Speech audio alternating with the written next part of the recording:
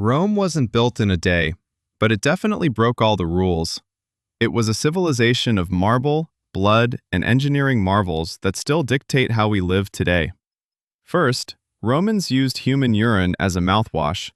They believed the ammonia whitened teeth, so they actually imported it from Portugal. They even taxed it. Second, they didn't use forks. Romans ate with their fingers and knives, treating forks as an exotic, unnecessary luxury. Third, gladiators were the original celebrity influencers. Some sold their sweat to fans, who used it as a facial cream to improve their skin. Fourth, Rome had a massive class divide, but it wasn't just about money. It was about the toga. Only free-born male citizens were allowed to wear one. Fifth, the Colosseum could be flooded.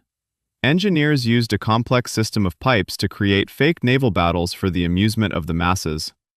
Sixth, Roman concrete is superior to ours.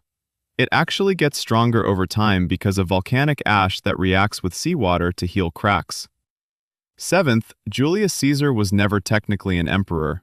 He was a dictator, but the title of emperor didn't exist until his nephew, Augustus, took power. Eighth, the Romans invented the shopping mall. Trajan's market was a massive multi-level complex featuring over 150 shops and offices. Ninth, purple dye was the ultimate status symbol. It was made from thousands of crushed sea snails, making it more expensive than gold per ounce. 10th, gladiators were celebrities. Some women even collected their sweat as perfume. 11th, the longest Roman bridge was over 3,700 feet long. It spanned the Danube and was built in just 2 years. 12th, Romans often held feasts where guests would intentionally vomit to make room for more food. It was a brutal display of gluttony. 13th, the Roman army wasn't just soldiers. It was a mobile city. They built roads, bridges, and fortifications faster than anyone else in the ancient world.